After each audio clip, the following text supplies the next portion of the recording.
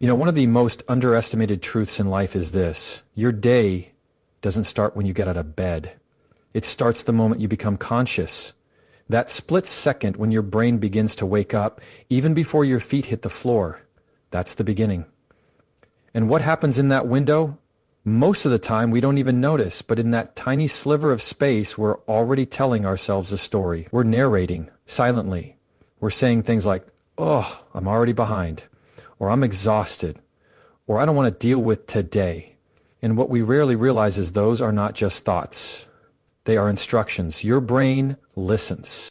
Here's what's wild. Neuroscience backs this up. The brain is a prediction machine. It's constantly trying to anticipate what's coming based on what you tell it.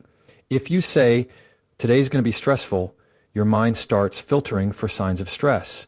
It becomes your reality, not because the day is inherently stressful, but because you trained your attention to expect it. So if that's true, and it is, then we've got to ask ourselves, what would happen if we gave our brain a better script? That's where intentional morning self-talk becomes powerful. I'm not talking about toxic positivity. This isn't about pretending life is perfect. It's about directing your focus with purpose. It's about stepping into the role of author instead of passive reader. When you wake up and say to yourself, "I am grounded, I am capable, I am focused," you're not casting a magic spell. You're priming your nervous system for calm, clarity, and momentum. Think about it. The world is chaotic enough. The news cycle, your inbox, social media, all of it is coming for your attention the second you lift your head off the pillow. If you don't take control of your inner narrative early, everything else will. And that means you're reacting all day instead of responding with intention. That 5-minute window in the morning, that's your shot to anchor yourself. Philosophers understood this long before we had fMRI scans and performance studies. Marcus Aurelius, the Stoic emperor, would write in his journal every morning, not to document events, but to prepare his mind.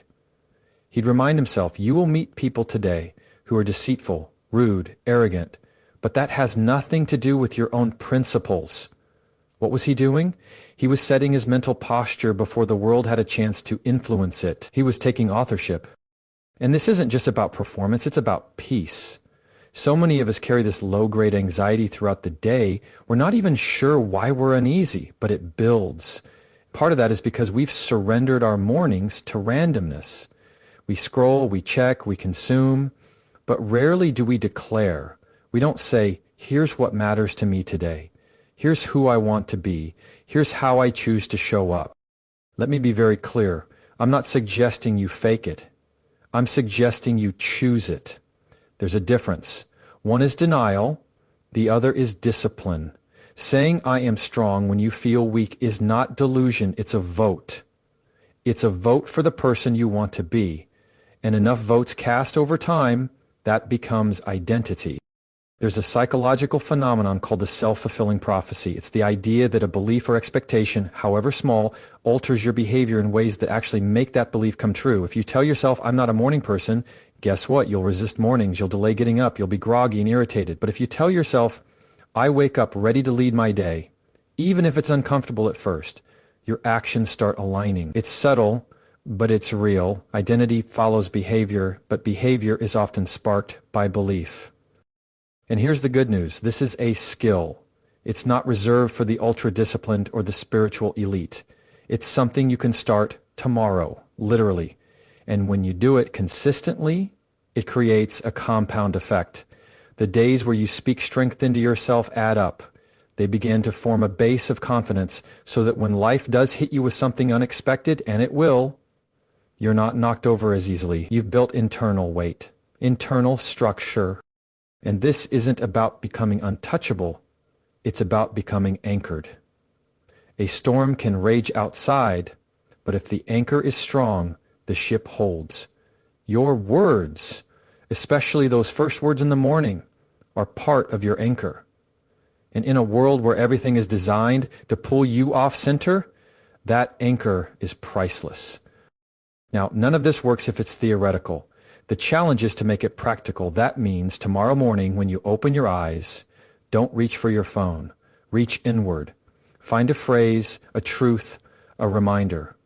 Maybe it's as simple as "Today I move with purpose," or I am calm even when things are uncertain.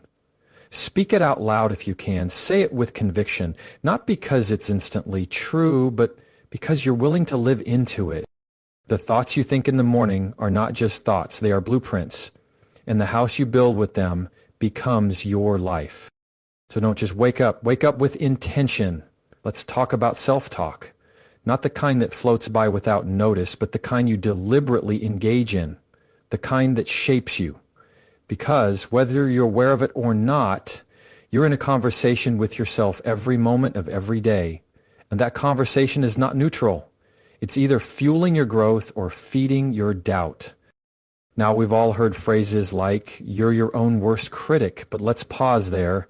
If that's true, then doesn't it make sense to become your own best coach too? Imagine if you could make that inner voice work for you instead of against you. That's the power of intentional self-talk, and here's the key. It's not just positive, it's constructive. It's language that builds, language that empowers, language that reminds you of who you are when the world tries to make you forget. From a psychological standpoint, the science is remarkably clear. The way you speak to yourself influences your self-esteem, your emotional regulation, your decision-making, everything. Psychologists call it self-referential processing, which is just a fancy way of saying that the brain treats internal speech like reality. Your nervous system doesn't differentiate much between what you say to yourself and what's happening around you. That means if you constantly say, I'm not good enough, your brain starts treating that as a fact, not an opinion. But let's take it deeper. Why do we even have this inner dialogue in the first place? Philosophers have long argued that self-awareness is what separates us from every other species. Descartes said, I think, therefore I am. He didn't say, I exist because I breathe. He said, I exist because I'm aware of my own thoughts. That self-awareness, that's the birthplace of self-talk. And because you're conscious of your mind, you have the ability to shape it. Now the question becomes, are you letting your self-talk run wild, or are you training it? And let's be honest, most people don't train it. We inherit scripts from our upbringing, from criticism we heard as kids, from failure, from rejection, and then we internalize those scripts like they're law. But just because something feels familiar doesn't mean it's true. And that's where the work begins. That's where you decide to become an editor instead of a passive listener. You start examining what you're saying and asking, who gave me that line? And does it even belong in my story? Because here's what most people don't realize. Confidence isn't some magical trait reserved for the lucky few. Confidence is a pattern, and that pattern is fueled by language. Every time you tell yourself, I can figure this out, even when you're unsure, you're reinforcing a neural connection. Every time you say, I handle difficulty with grace, even in the middle of chaos, you're solidifying an identity. That's how inner strength is built. Not in the absence of challenge, but in the dialogue you maintain while facing it. There's a psychological technique called distanced self-talk. Instead of saying, I can do this, you use your own name. John, you can do this. What's fascinating is that when people use this technique under pressure, they perform better. Why? Because it creates perspective. It gives you a moment to step out of the noise in your head and speak to yourself with clarity and objectivity. Think about that. Simply changing the form of self-talk can change its power. But let me be clear. This isn't about empty pep talks. This is about choosing words that align with your principles and reinforce your values. Self-talk isn't about hype. It's about direction. You're either reinforcing who you want to become or you're reinforcing who you're afraid you are. And that choice happens every day. Let me give you a practical example. Let's say you've got a big decision to make, maybe something at work or in your personal life. Your self-talk in that moment might be subtle, but it matters. You could say, I always mess these things up. Or you could say, I'm capable of making thoughtful choices. One version paralyzes you, the other propels you forward. Same brain, different script. Now some people push back and say, well, I don't want to lie to myself. And I get that. But let's redefine what a lie is. A lie is something said with the intent to deceive. If you say, I'm strong in the middle of weakness, not to ignore reality, but to remind yourself of your capacity, that's not deception, that's leadership. That's self-leadership. You're not ignoring the truth, you're choosing which truth to amplify. And let's be real, life will test that. There will be days when you doubt yourself, there will be moments when you fall short, when the self-talk you've rehearsed feels hollow. But that's exactly when it matters most. That's when your training kicks in. You don't practice self-talk for the days when everything's easy. You practice it for the days when it's not. It's like a mental muscle. You build it when you don't need it, so that it's strong when you do. And maybe you're thinking, that sounds good, but how do I start? Start small. Pick one or two truths you want to reinforce, ones that reflect who you're becoming, not just where you are. Say them out loud in the morning. Say them again when doubt creeps in. Write them down. Repeat them. This isn't about magic, it's about momentum. Because here's the reality. You are the one voice you hear every single day. More than your boss, your spouse, your friends, your critics, you. And if that voice is constantly questioning, constantly tearing down, constantly second-guessing, it doesn't matter how much encouragement you get from the outside, it won't stick. But if your voice is trained, if it's rooted, if it's constructive, then no matter what happens externally, you remain centered. And that's the power of self-talk. It's not a gimmick, it's a discipline. It's not fluffy, it's foundational. So the next time your thoughts start running on autopilot, pause, listen, then ask yourself, is this the voice of who I am or the voice of who I've been told to be? And then speak. Intentionally, powerfully, and in alignment with the version of you that you're building. Because in the end, the story you tell yourself is the one you live.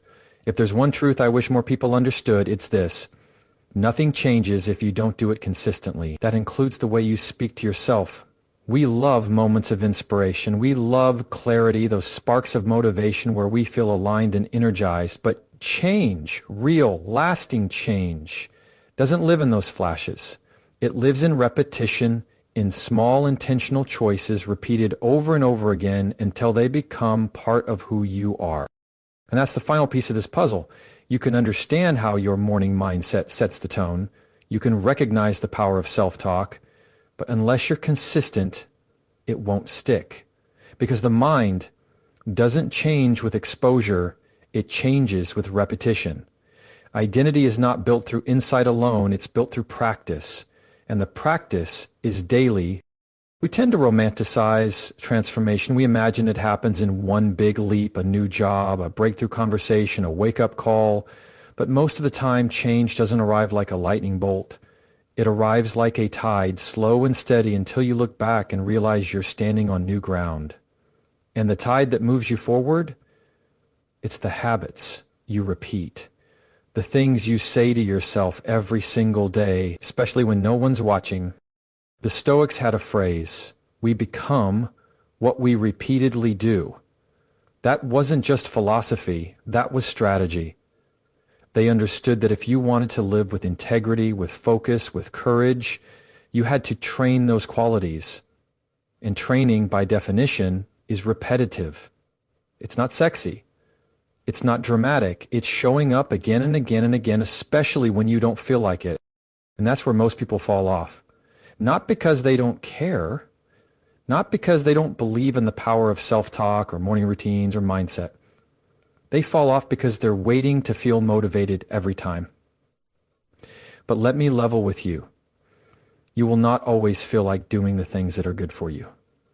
Discipline isn't about feeling inspired. It's about choosing what matters, even when it's uncomfortable, especially that. That's why consistency is so critical. It trains your brain that this is who you are now, not occasionally, not when it's convenient, but as a way of life. And here's what's fascinating from a psychological perspective. When you repeat a behavior often enough, especially one that reinforces identity, your brain starts to rewire. Neuroplasticity is real. The more you tell yourself, I am focused, the easier it becomes to act with focus. The more you affirm, I can handle pressure, the more resilient your nervous system becomes under stress. It's not instant, but it's cumulative. And that's why your words matter most when you feel like they're not working. Let me say that again. The days when your self-talk feels mechanical, when it feels like a script, you're reciting out of obligation, that's when it's doing the heavy lifting. Because those are the days you're breaking old patterns. Those are the days your brain is trying to convince you to quit, and you say, no, this is who I am now. And that declaration, however quiet, is powerful. There's a reason professional athletes rehearse their mindset as obsessively as their mechanics. Because performance doesn't start with talent, it starts with mental posture. And mental posture is trained. Not once, not when it's convenient. Every day. You don't rise to the level of your goals, you fall to the level of your systems. That means if you want a better life, you need better habits. And one of the most foundational habits, how you talk to yourself every morning without fail. You know, we often underestimate how much momentum consistency builds. We look for breakthroughs, but what we actually need is a rhythm, a groove, something dependable. If you can speak strength into yourself once, great. If you can do it every day for 6 months, that's a new identity. That's someone trying to believe. That's someone who knows. And here's the beauty of it. Consistency doesn't mean perfection. You're going to miss days. You're going to get it wrong. You'll forget. You'll mess up. That's not failure. That's part of the process. The goal isn't to be flawless. The goal is to return, to reset, to remind yourself that this is the kind of person you're becoming, because every time you return, you reinforce it. One of the greatest psychological truths is that you trust what you see yourself do consistently. You want to build self-respect? Keep a promise to yourself for 30 days. Not a big one, a small one, something doable. And do it no matter what. You'll be amazed at how your self-perception starts to shift. Not because someone complimented you, not because circumstances improved, but because you watched yourself show up with integrity. That's where real confidence comes from. And let's take it full circle. Think about the compounding effect of telling yourself 12 powerful things every morning, not just once, but as a daily ritual. Over time, that language starts to live in your bones. It becomes the filter through which you experience stress, adversity, success, failure, and joy. You're not just reacting anymore, you're responding, you're leading from the inside out. So don't chase motivation, build a rhythm. Make those declarations your baseline, because you don't need another emotional spike, you need a mental structure, something solid, something proven. And it starts with one simple choice: show up. Speak with purpose every single day. Because the future you're building is not made of big moments, it's made of small, repeated ones. The kind you choose before the world has a say. The kind that happen when no one's watching. The kind that quietly, persistently shape your life from the inside out.